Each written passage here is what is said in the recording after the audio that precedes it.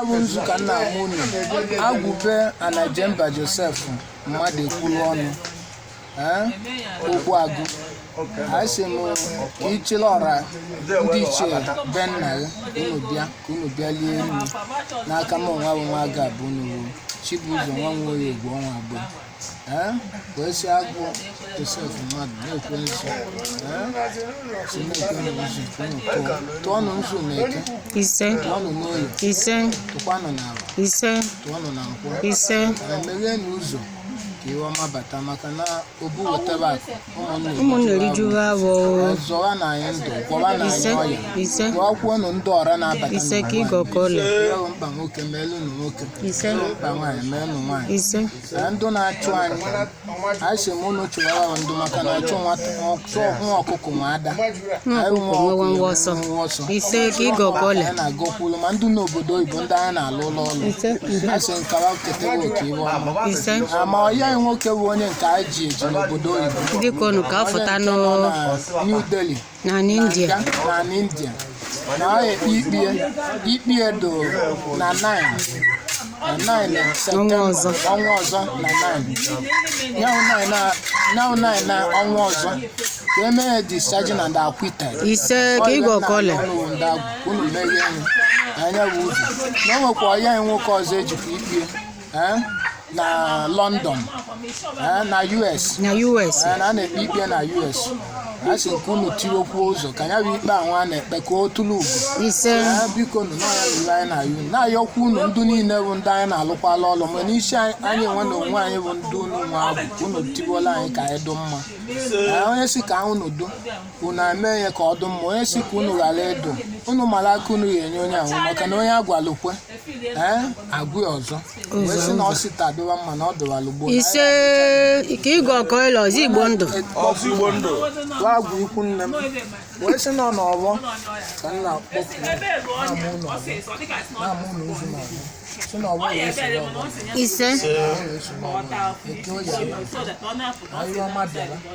ajire jere n'onwe ume emekwene mụ ise ụzọ ọbụla mechi emechi mmeghe ise ise egbe na mgbe eji egbu ndị ilo ka ịgọkọle Agwu Anajemba Joseph mmadụ na ọjị ka m ji n'aka wee na-akpọ tugewa Agwu si gị bịakwa ka ịta ọjị asị m onwe aga abalị nwa dị a m were aka nwata nye gị ọjị were aka ndị eze ka ị wee nabata gọzie m iwe ezi ego Ogbu nwa ka ọ bịa ka alụcha ya alụa plaza anyị ya bụ Ogbu ahụ na-ewetago plan esechego plan ya ọlụ ya ka a na-akwado a sị nyawo plaza na a na-ese plan na nyawo plaza ba nkịta aba na mma na plaza ahụ na a ya esechebego nyawo plan mana iwe anyị na-ayọ ụnụ n'ọnwayọ ka eji alacha owedo ọkụ a sị na anyị seche ya nlụcha anyawo Ogbu na plaza ka alụwa ụlọ ebe obibi alụcha ụlọ ebe obibi ka anụtanụ nwaanyị alụta nwaanyị ka amụtanụ nwa amụtanụ nwa ka iwe anyị ji azụ ụmụ ka ọ ghara ịka anyị wee na-ayọkwu unu gọzie onye ọbụla gọzie ma nne na nna gọzie ndị bụla anyị n'anya n'ihe anyị na-eme na ndị kwadola anyị n'ọlụ nke ọbụla wee okewa ka oluba aka eme na ụmụ nwa ga-abụ unu ndị nwaanyị ka a baa n'obube diba wee nwe nwoke na nwaanyị gọzieba ndị nke nugola anụ mụtagolo iwe ji azụ ụmụ bụ akọ nawa na diba atọwa ụtọ ka atọtọta ire wee na-ayọkwa ụmụ nwa dị ya na akwụkwọ nwa ga-aba anyị ka ọ dụlụwa na mma ndị na-enebe aja anya ka unu were ajiri ọkwụwa bụ ụgwọ ndị si ka ọ dụlụwa ma iwe ọma ma elụwa ogoziwa ọra mmadụ ndị na-abata n'ubu ka ọ dụkwalụ nwoke na nwaanyị na mma ọzụgola ọjị ka anyị wa n'isi nwoke ya dịla ọ mmiri ka anyị kele nwoke ya dịla ọrụ ihe ọbụla ọbụla ahịa bụlụ mkpọrọgwụ ya dola anyị ila wee sị n'ọwụ ka mkpere n'ọwụ ka ọ ga-adụ wee sị taa nọ n'otu ka anyị taa n'ibo n'abalịkwula ndị ana na ndị Agwu ka ọ lee nọ n'ọwụ ise mmiri nwere ilo ka ịgọkọle ise eze ekenelụ Agwu Joseph Anajemba Mmaduekwuluonu anyị so n'ọjị ka m ji n'aka na-awafuru unu si kedu ka ọ dị ọ ya bịa ka ịhụ ọkpọta agbago ọ sị na ba abatala babụ ndụ akpọrọ oku na ba abatala ọ sị na ebunu ba ka a na-ekwu okwu na ya elikwe na ebunu sị na ya eli ebunu ọya Adogi. na ya eli ebunu anyị si nọ n'anya unu ka anyị na-ene anya anyị si na unu bụ agwụ bịa na Jemba Joseph mmadụ sị na ebunu ya abịa ọ na-akwado na ya eli ebunu a sị ekene m unu unu ka ọ dụ n'aka wee na-ayọkwa unu n'unu bụ oke unu nwere oke na nne oke na nne agwụ a sị ka unu rie nri na ọjị ka nna enye unu mụ nwa aga aba unu ka unu tiwe ezi unu tiwe ezi a sị na ọyịla ọma oke eji aga n'ugwu kpawụrọ ka a na-ekpu ekpu were abata n'ugwu a sị ka unu ka ọ dụrụ ka unu mezie ọzọ ka ahịa ekwu enye unu igwe ka anyị kwụrụ akwụrụ wee na-enye unu ihe unu oke unu ahụhụ bụ agwụ a sị n'ọra unu bụ agwụ na unu ka mgba unu ka mgba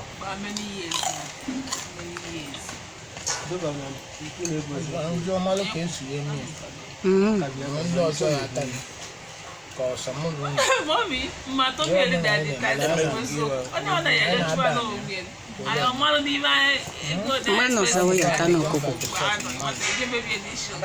ọmịa dị ire ka unu bụ ndị agwụ fụọ njem ndị na-agba m ụgwọ agbazi ndị na-aghasa aghasa ndị na-abịa obodo mmụọ ka unu wetara iwe ọma wetara na ndụ wetara na arụ ike nwa na eke nwa na oye nwa na agwa nwa na nkwụ emekwene m ihe eyi na eme nọ na ọgbọ ka m kpere ka ọ bụ soro ọgbọ na eze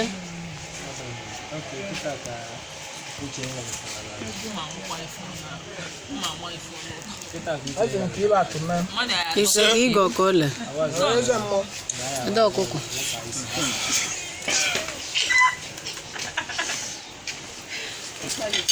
ekene m agwụ Ikwunnem agwụ ba na Jemba Joseph Mmaduekwuluonu n'ọnya bụ nnekwu n'ọnya dị ire nji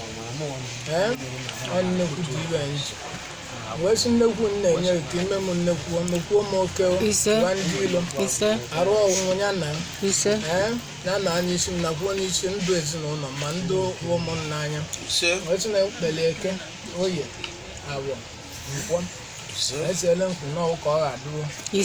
esi na ọmaka ya emeela anyị niile ka ịga ọkọ ole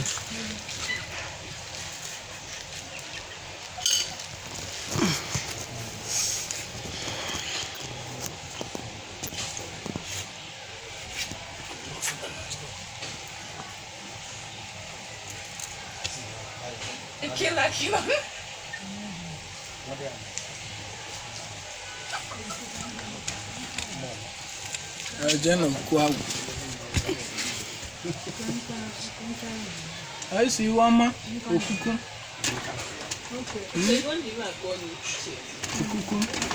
sikwutere ego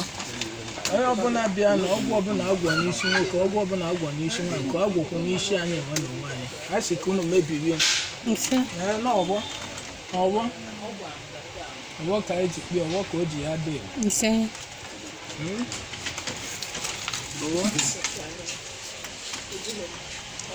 ọgbọ ka anyị ji kpee ọgbọ ka o ji ya dị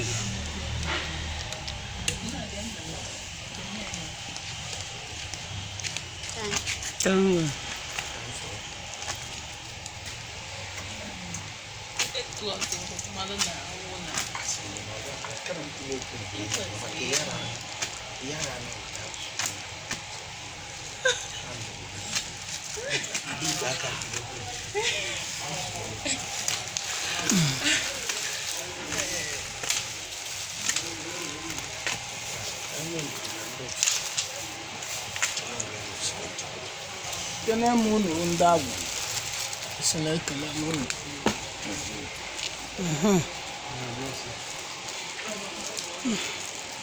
anyị si na ọgbọ wee soro ọgbọ na enyi